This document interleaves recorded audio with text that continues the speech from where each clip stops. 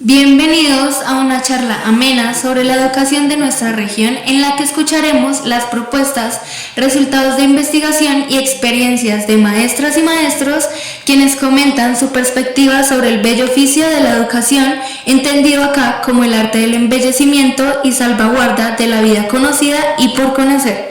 Comencemos. Bienvenidos a Bademecum Educativo, el programa donde los maestros son los protagonistas y nos cuentan cómo fue su llegada al hermoso mundo de la educación, nos cuentan sus adelantos intelectuales, sus artículos, sus temas de interés en los últimos años y nos comentan su perspectiva sobre la relación del cuidado y la educación, el cuidado de la naturaleza. Hoy con un invitado de la casa, Johan Alejandro Hernández Collazos. Bienvenido, maestro. Gracias. ¿Ese apellido Collazos es muy del Tolima Grande? Eso decía mi mamá, Tolima. ¿De dónde es usted, maestro? Yo soy de aquí de Bogotá. Natural de la capital de Colombia. Sí, señor. ¿Y cómo ha sido su ingreso a la educación desde sus inicios? ¿En qué colegios estudió? ¿Cuál fue su interés para ingresar posteriormente en su adolescencia al magisterio? ¿Cómo fue ese proceso, Johan? Yo en realidad estudié en varios colegios, sector privado y sector público. Estudié en colegios parroquiales, terminé la primaria en colegios públicos. En la época en la que uno presentaba pruebas ICFES para ser clasificado en los colegios del distrito de la nación. Una época que históricamente recuerda a la gente como la primavera de la educación pública, se consideraba que era mejor, ¿cierto? Entonces para acceder a ella tenía uno que presentar examen de prueba ICFES, por eso terminé haciendo cuarto y quinto ahí. En realidad estudié primaria en los colegios privados no porque mi familia fuera muy pudiente, sino porque se consideraba también que había unas ventajas de convivencia, de tranquilidad y de cercanía en ese momento. Y ya después me desplazé al sector público. Hice el bachillerato en el colegio Restrepo Millán, en esa época era el colegio nacional Restrepo Millán, el colegio de la nación, uno de los mejores colegios que había. Muy prestigioso para la época, muy prestigioso. Sí, los colegios de la época, de lo mejor que había aquí estaba Sergio Arboleda, Nicolás Esguerra, el Restrepo Millán. Camilo Torres, el externado, no sé, no recuerdo, pero eran como 5 o 6 colegios que hacían parte como de una élite. Entonces logré ingresar al Restrepo Millán. Ahí estuve como hasta décimo, ya entrada a la adolescencia, con las crisis que trae la adolescencia empecé a perder como el sentido de muchas cosas y finalmente salí de la Restrepo Millán. Terminé quedándome por fuera de la educación un año, retomé ya en una etapa más de entender las cosas, terminé trabajando y en las noches terminando mi bachillerato en un colegio nocturno.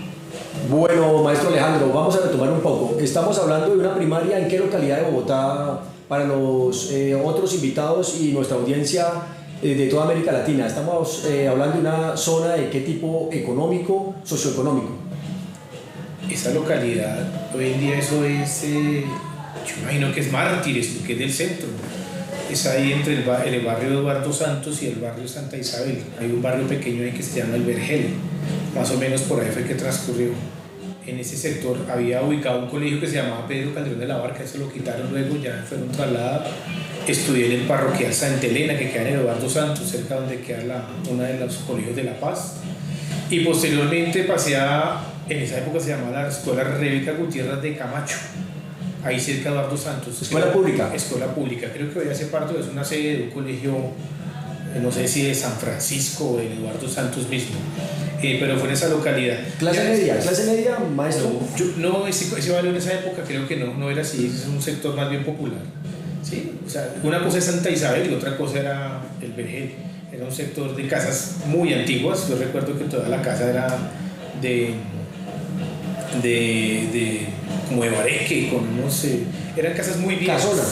Sí, la mayor parte de las casas había casas también de ladrillo y todo, pero eran estructuras muy viejas. Hay muchas que todavía se mantienen, algunas otras las han reemplazado por edificios. Pero en esa época yo no recuerdo que fuera una zona ni de estrato medio siquiera. Recuerdo que había tiendas, talleres. ¿Clase baja? Yo creería que sí. Ya Santa Isabel ya era una cosa diferente. ¿sí?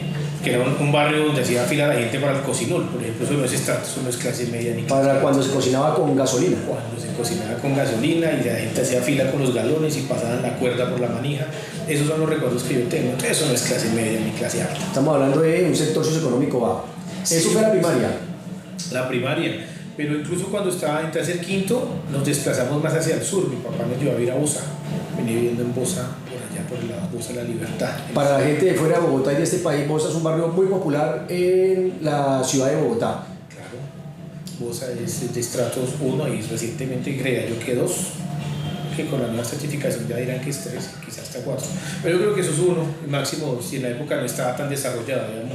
Incluso había mucha zona rural dentro de Bosa. Y yo recuerdo haber visto zonas de donde pastaban animales. Y de marginalidad económica y de posibilidades escasas. Sí, señor, barrios de invasión y demás. Eso fue la primaria. No, la primera vez en Santa Isabel. Ya cuando terminé mi primaria, quinto de primaria, ya estaba viviendo en Bosa. Y ya posteriormente todo el bachillerato fue ahí viviendo en Bosa. Listo. El ingreso a la universidad, maestro, estamos hablando de que usted arranca a trabajar para poder costear su universidad. Sí. Hablábamos extracámaras de esa situación. Sí, claro.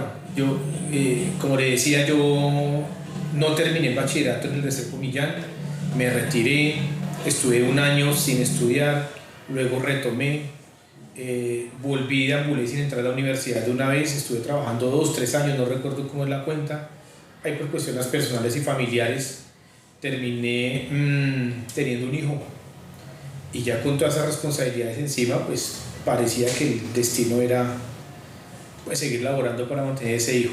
En el momento que yo tomo la decisión de ingresar a la universidad, porque entendía que pues, no era mi inquietud del todo estar todo el tiempo pues amarrado a un trabajo, a un horario y a cosas que no me sentía bien haciendo y que tenía capacidades para hacer más cosas. Entonces en ese momento ya me toca optar por la misma estrategia con la que terminé el bachillerato, o sea, trabajar de día, estudiar de noche, y por lo menos para mí no fue una opción la universidad pública porque no tenía apoyo de mis papás ni para respaldar mi estudio ni para respaldar manutención de un hijo. Entonces tuve que trabajar y estudiar de noche. Hice mi licenciatura en la Universidad de La Salle. Una universidad de religiosos, de la confesión, de la congregación de las sallistas. De las sallistas, sí señor.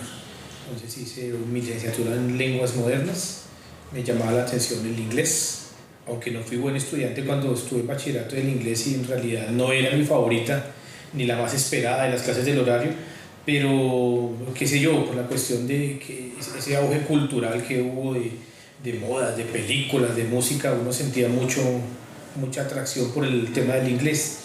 Y para estudiar inglés, pues usted iba a hacer un instituto o estudiar inglés en la universidad. Yo pensé, me gustaría estudiar inglés y la oferta era una licenciatura. Y yo entré a la licenciatura sin tener en un comienzo una vocación, un horizonte pedagógico ni estar persiguiendo ninguna ambición de tipo docente. La conocí dentro de la universidad como tal. Muy bien, qué interesante, maestro. ¿En qué trabajó en ese tiempo para poderse mantener y la manutención de su hijo, maestro? No, yo fui empleado de distintas empresas que se dedicaban sobre todo a la parte textil, fabricación de ropa, de camisas, de suéteres, de todo ese tipo de cosas. Horarios de 8 o 9 horas, salarios al destajo, sin prestaciones, eran otras épocas. Entonces, este tipo de cosas, más las responsabilidades de las que ya hablaba, eran los que le decían a uno, bueno, esto no puede ser así. Yo no llegué a la docencia por enamoramiento de la pedagogía ni por la transmisión de una familia que hubiera tenido trayectoria ahí, ni por amigos, ni por gratos recuerdos con respecto a la educación ni a experiencias con docentes, no. Yo llegué casi que por una casualidad, ¿sí? Yo sabía que quería hacer algo, yo sabía que podía tener futuro en la educación superior, me gustaba el inglés, aunque me gustaban otras cosas también, pero tuve la facilidad por el tema de la cercanía de la universidad y opté por ahí. Muy bien. Para concluir, maestro, un mensaje en esta primera parte del video podcast Bademecum Educativo para aquellas personas que consideran que el mundo de la educación, de la docencia y de la pedagogía es una cosa fácil, relajada, sin rigor y que requiere muy poco esfuerzo para llegar a ella. En realidad, en el contexto en el que nosotros estamos, no podemos decir que ningún logro sea carente de esfuerzo. Hay logros que lucen aparentemente pequeños, aparentemente cortos, pero porque se comparan con otros y no con el trabajo, con el punto de salida desde donde se partió para llegar a ese logro. Y si estamos en una sociedad en la que cualquier logro tiene que ser luchado, competido, disputado y sacrificar cosas por el camino, pues yo creo que nadie lo ha tenido fácil, ¿cierto? Nadie lo ha tenido fácil en ese sentido. Y ahí hay que diferenciar. En lo que tiene que ver con el esfuerzo humano, desde luego que es una cosa costosa, y yo lo puedo decir, esto no fue una cosa de la noche a la mañana, incluso que uno tiene la tentación de desertar por el camino y muchos lo hacen, pero lograr concluir eso ya es una hazaña, ¿sí? Ya vendrán otros elementos a analizar, digamos, la identificación final que la gente pueda tener con ese campo, la construcción de una posible vocación, el compromiso que se termine desarrollando. Hay gente que logra terminarlo pero luego se cambia porque no conecta con eso, sin embargo utiliza eso como un escalón para poder ir hacia otros lados, pero en este caso yo creo que el sacrificio y el esfuerzo son innegables. Muchas gracias, maestro. Hasta aquí esta primera parte del video podcast Bademecum Educativo, en donde hemos hablado un poco acerca de los comienzos de la infancia y el desarrollo del maestro Alejandro Hernández y cómo fue sus primeros pinos en el mundo de la academia y la educación, para pasar en una segunda sección del video podcast a hablar de qué temas está trabajando actualmente el maestro.